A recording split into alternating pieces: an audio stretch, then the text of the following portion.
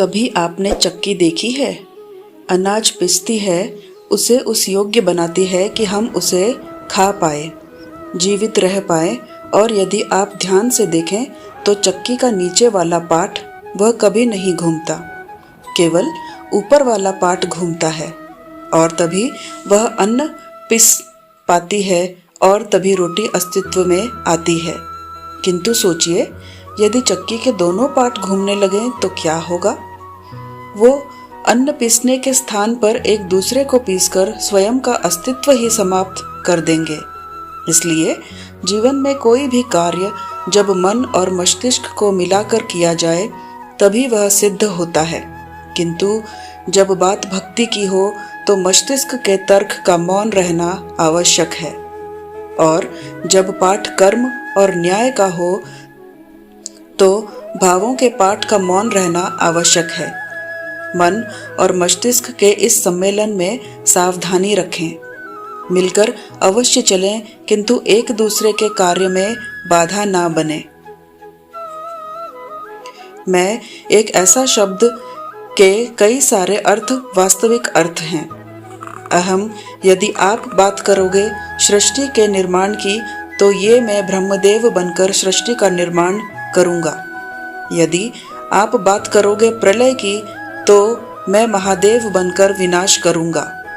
ये मैं सद्भाव है, किंतु केवल तब तक जब तक आप इसे सबके साथ बांटो।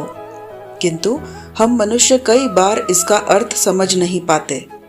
इस अहम को सीमित कर देते हैं केवल एक व्यक्ति तक, केवल स्वयं, और तब जागता है अहंकार। इसमें आकार होता है, केवल मैं का, हम का नहीं, और केवल व्यक्ति न उत्पत्ति कर सकता है न कर सकता है सज। अब देखिए, वर्षा की एक बूंद, उसका भी अस्तित्व होता है, किंतु वह धरा पर गिरते ही समाप्त हो जाती है। किंतु जब बूंदें मिलकर गिरती हैं तब होती है वर्षा, और तब बनती है धारा। बताइए, क्या दिख रहा है आपको मेरे हाथों में? यह श्वेत वस्त्र या इस वस्त्र पर लगा यह काला धब्बा। अब सच कहोगे तो आपकी दृष्टि सर्वप्रथम इस काले धब्बे पर ही गई होगी। उचित है, ऐसा ही होता है। बहुत कम लोग होते हैं जो सोचते हैं कि व्यक्ति ने बड़े परिश्रम से इस वस्त्र को धोया, इसे सुखाया। अधिकतर लोगों की दृष्टि जाती है उस धब्बे पर, सोचते हैं कि यह कैसे लगा। कुछ इसी प्रकार होता है हमारा व्यक्तित्व। हमारे शुभ कर्मों पर हमारा एक बुरा कर्म हावी हो जाता है। अब सोचिए, यदि मैं बात करूं चंद्रमा की तो चंद्रमा की श्वेत चांदनी, वो देखने से पूर्व लोग उसका कलंक देख लेते हैं, उस चंद्रमा पर लगे काले धब्बे देख लेते हैं। इसलिए विशेषकर शुभ सोच रखने वालों और उपकारी कार्य करने वालों से मैं कहना चाहूँगा, सावधान रहिए, क्योंकि आपका एक बुरा कर्म सदा के लिए उदाहरण बन जाएगा।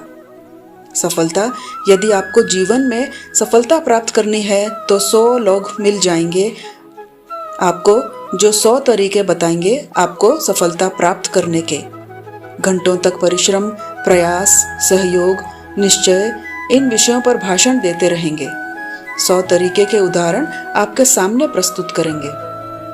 किंतु मेरा मानना यह है, क्यों न हम उन बातों पर चर्चा करें जो व्यक्ति को असफल बनाती है। केवल 2 बातें असफलता निश्चित करती हैं। केवल 2 तरीके के लोग अधिकतर असफल होते हैं। पहले वह जो सोचते बहुत हैं, करते कुछ नहीं, और दूसरे वो जो बहुत कुछ करते जाते हैं किंतु बिना कुछ सोचे समझे। सोच और कर्म, इनके मध्य में सामंजस्य अत्यंत आवश्यक है। यदि यह रखोगे तो जीवन में कभी असफल नहीं होगे। आपने कई लोगों को यह कहते हुए सुना होगा, इस व्यक्ति के दृष्टिकोण में दम है, इस व्यक्ति की आंखों पर अहंकार का पर्दा छाया हुआ है, आदि इत्यादि। चलिए, आपसे एक प्रश्न पूछता हूँ, आप देखते किससे हैं, दृष्टि से या दृष्टिकोण से?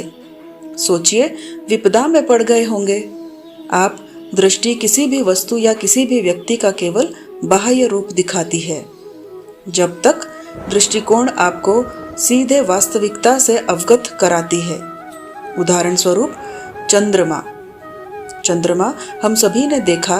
कई लोग ऐसे हैं जिन्हें चंद्रमा अत्यंत सुंदर प्रतीत होता है, जबकि कई लोग ऐसे भी हैं जो सुंदर चंद्रमा में भी दाग ढूंढ ही लेते हैं। यह है दृष्टिकोण। यदि अपने दृष्टिकोण में प्रेम रखोगे, आदर रखोगे, संभ्रम रखोगे, तो बदले में आपको भी प्रेम और सम्मान अवश्य मिलेगा। अब देखिए, ईश्वर की मूर्ति को निकाला पानी चरणामृत कहलाता है, कारण दृष्टिकोण। अब पत्थर को भगवान समझकर नमन करो। क्या भगवान को पत्थर समझकर ठुकरा दोगे? चयन आपका है, किंतु यह निर्भर करता है आपके दृष्टिकोण पर। तो अपना दृष्टिकोण शुभ रखें, अपने दृष्टिकोण में प्रेम रखें और आनंद से कहें राधे राधे। बड़े बड़े महलों के, बड़ी बड़ी इमारतों के शिखर कितने सुंदर होते हैं, किंतु क्या कभी आपने इस बात पर ध्यान दिया है, इन सुंदर शिखरों पर पहुंचने के लिए आपको धरती पर पांव रखना ही पड़ता है। इन सुंदर शिखरों पर पहुंचकर चमकने के लिए आपको एक सशक्त आधार की आवश्यकता होती ही है। यदि आप बिना किसी सशक्त आधार के, बिना इस धरती के आधार के केवल ऊंचाई की ओर अग्रसर होते जाओगे तो सदा असफल रहोगे। इसलिए अपने स्वप्न को पाने की इस यात्रा में अपना आधार उसे न खोएं, अपने आधार से मत भटकिए। किंतु यदि ऐसा हुआ तो आप अपने स्वप्न तो पा ही नहीं सकेंगे, साथ ही अपना आधार भी खो देंगे। संतान यह करके भी दिखा सकती है। अब आप अपने प्रेम से अपनों को ही दुर्बल बनाते हैं या उन्हें सबल बनाते हैं, निर्णय आपका है। आइए और मेरे साथ प्रेम से कहिए राधे राधे। लोग कहते हैं प्रेम में बहुत शक्ति होती है, और यह सत्य भी है। प्रेम में इतनी शक्ति होती है कि शत्रुता के बड़े से बड़े स्तंभ को वो यूं ही गिरा सकती है। हिंदू आपने देखा होगा, जो अधिक शक्तिमान व्यक्ति है वह सदैव दो धारी तलवार की भांति होता है, क्योंकि यह प्रेम यदि व्यवहार में हो, मन में हो, विचार में हो तो यह शुभ है और यह सृजन करता है। किंतु प्रेम यदि व्यापार में हो, इस प्रेम का उपयोग अपने स्वार्थ, अपने अहंकार के लिए किया जाए तो यह संसार का नाश कर सकता है। राधा ने प्रेम का व्यवहार किया श्याम के लिए, और श्याम ने उस प्रेम का व्यापार किया अपने अहंकार, अपने स्वार्थ के लिए। अंततः हानि श्याम की नहीं हुई, प्रेम की हुई। इनमें प्रेम अवश्य रखिएगा, इस व्यवहार में प्रेम अवश्य रखिएगा, किंतु ध्यान भी रखिए कि आपका यह प्रेम इसे कोई व्यापार न बना दे। आइए इसी प्रेम के साथ कहिए राधे राधे। सत्य क्या है? यह सत्य। कोई कहेगा कि जो असत्य नहीं वह सत्य है, कोई कहेगा कि वह जिसके आधार पर हम जीवित हैं वह सत्य है। किंतु सत्य क्या है?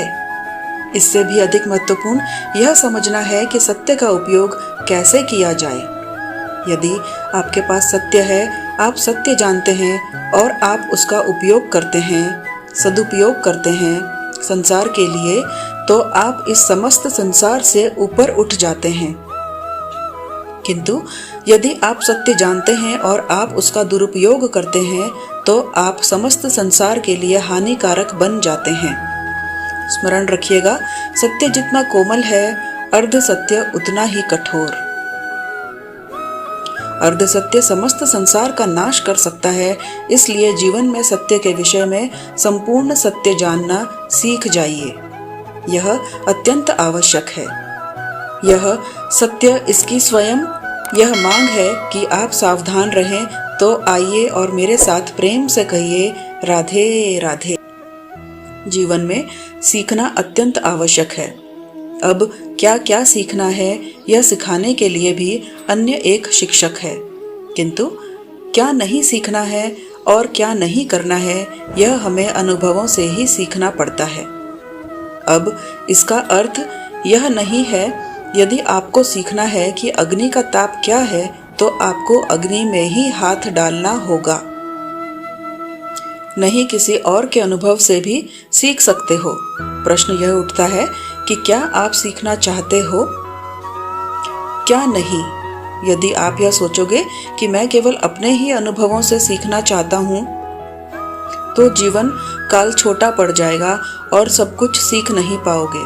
इसलिए अपने साथ साथ बड़ों के अनुभव से भी सीखना आरंभ कर दीजिए।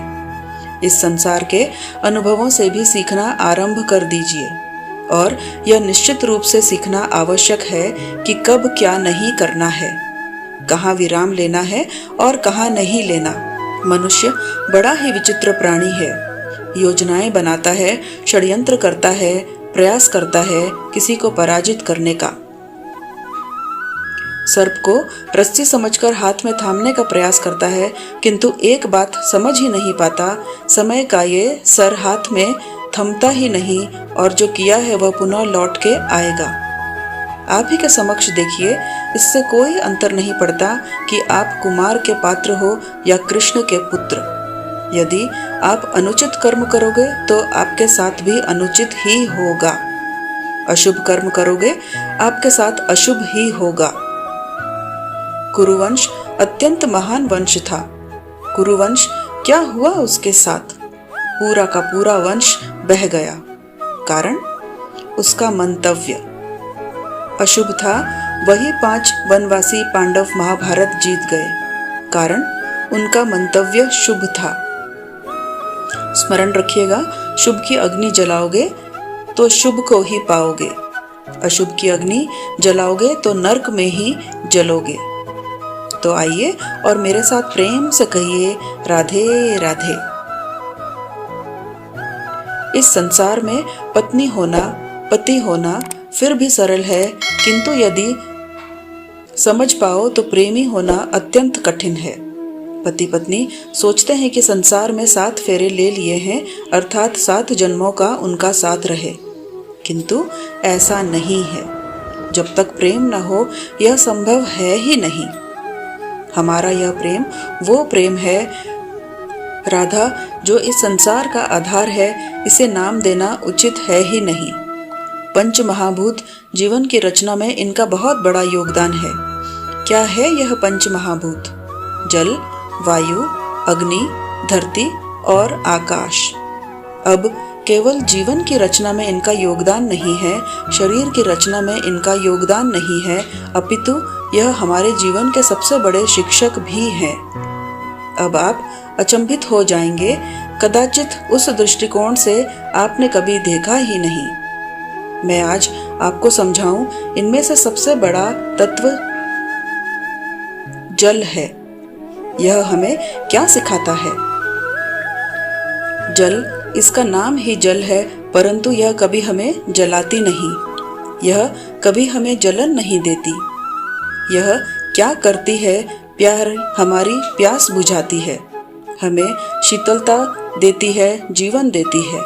इससे हमें क्या सीख प्राप्त होती है कि आपका उद्भाव चाहे जहाँ से भी हो, आपका जन्म कहीं का भी हो, आपके कर्म यह श्रेष्ठ होने चाहिए।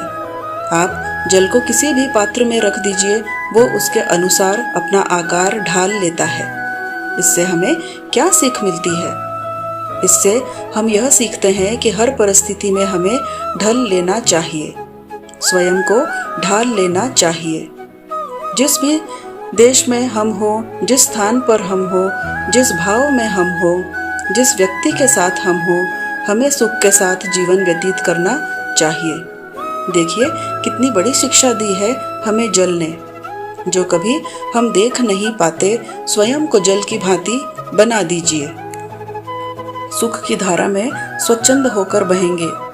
आप स्वयं के आकार को तोड़ दीजिए, स्वयं की सीमाओं को तोड़ दीजिए। आप एक दिन महानता उपलब्ध अवश्य करेंगे। आइए और मेरे साथ प्रेम से कहिए राधे राधे।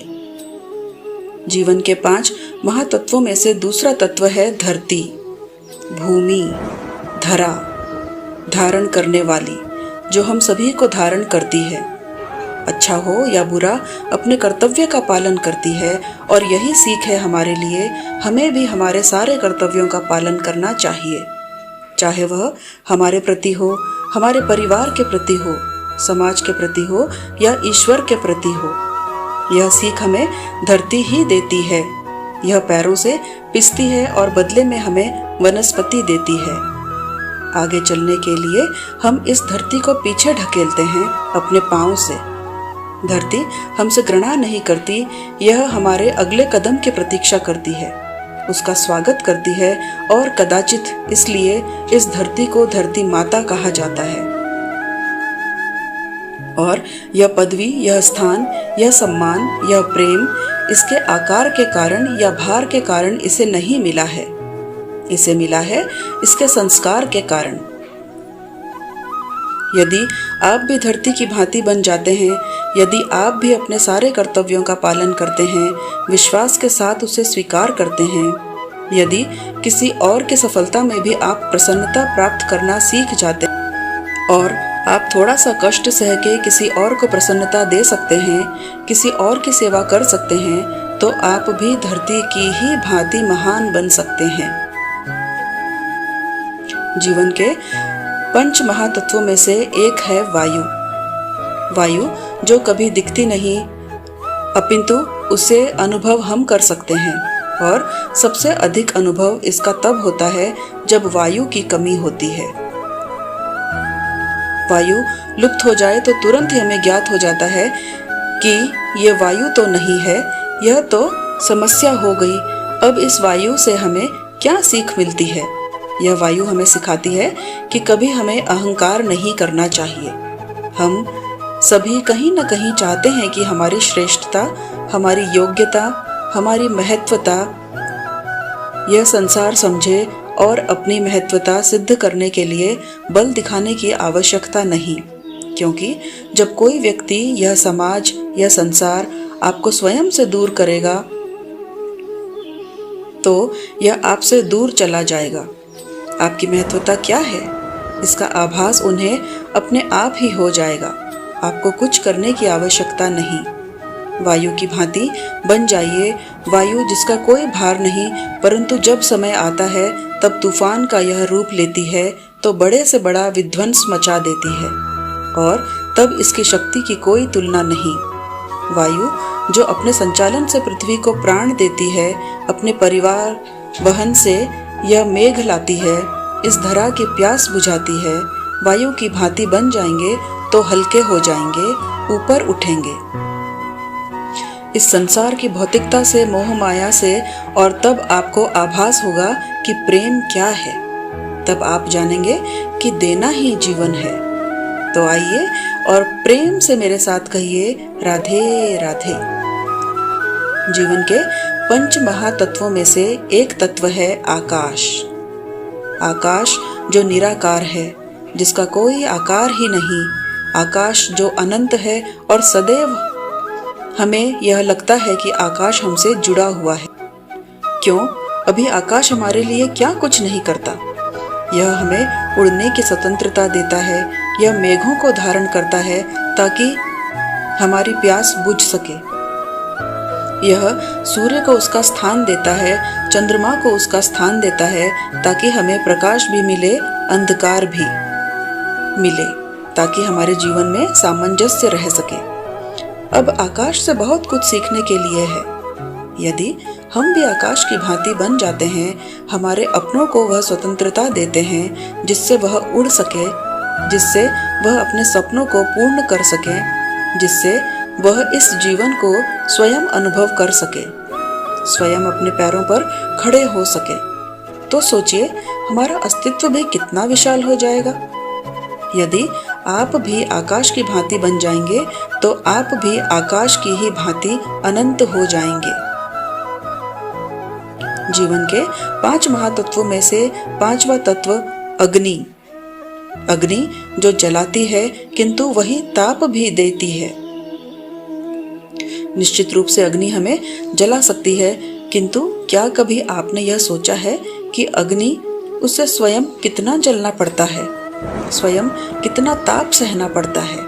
यह स्वयं जलती है हमें ताप देने के लिए, स्वयं जलती है हमें ऊर्जा देने के लिए, हमें प्रकाश देने के लिए, अंधकार में मार्ग दिखाने के लिए, शत्रुओं का सामना करने में हमारी सहायता यह करती है। स्वयं जल जब हम किसी देव के लिए यज्ञ करते हैं तो देवताओं के भोजन को ग्रहण करने का निमित्त यह बनती है, किंतु कुछ स्वयं सहती है कितना कुछ हमें देने के लिए। आप भी अग्नि की भांति बन जाइए, स्वयं कष्ट सहिए दूसरों की सहायता के लिए, उनके जीवन के उद्धार के लिए, अपने प्रियजनों के लिए, अपने परिवार के लिए, अपने माता पिता के लिए, इस समाज के लिए स्वयं पीड़ा उठाइए, प्रकाश पुंज बनिए और सबका मार्गदर्शन कीजिए, सबको मार्ग दिखाइए। जिस दिन आप अग्नि की भांति बन जाएंगे, उस दिन जैसे अग्नि की पूजा की जाती है, आप भी वैसे ही पूजनीय हो जाएंगे। जैसे हर शुभ कार्य में, हर यज्ञ में, हर पूजा में अग्नि को स्मरण किया जाता है, वैसे ही हर शुभ कार्य में आपको भी स्मरण किया जाएगा। और जिस दिन आप ऐसे बन जाएंगे, उस दिन जीवन का वास्तविक मर्म क्या है आप जान जाएंगे। इनके विषय में मैंने सब कुछ आपको बता दिया है, कैसे यह हमारे जीवन के सबसे बड़े शिक्षक हैं और क्या शिक्षा हमें इनसे प्राप्त होती है। निश्चित रूप से यह पंच महातत्व हमारे देह का निर्माण करते हैं, किंतु एक छठा महातत्व भी है, एक ऐसा तत्व जिसका न कोई भार है न कोई परिणाम, परंतु अत्यंत महत्वपूर्ण है यह तत्व। सोचिए, कोई इसे आत्मा कहता है, कोई इसे विवेक कहता है, कोई प्राण कहता है तो कोई कहता है चेतना। अब यह चेतना जब पंच महातत्वों के साथ जुड़ जाती है, जब एक हो जाती है, तब मनुष्य जीवन का निर्माण होता है। अब आपके देह का निर्माण जन्म से ही पंच महातत्व कर देते हैं, किंतु यह सोच, यह कत्र, इसे आपको स्वयं आगे ले जाना है, इसे दिशा देनी है, इसका विकास आप ही को करना है। कैसे, आप पर निर्भर करता है। आप इसका सदुपयोग भी कर सकते हैं, दुरुपयोग भी कर सकते हैं।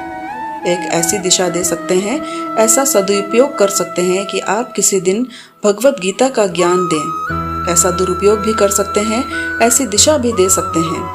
आप शकुनी की भांति महाभारत रच दें, आपका है। बस इस चेतना की शुद्धता का विशेष ध्यान रखना होगा।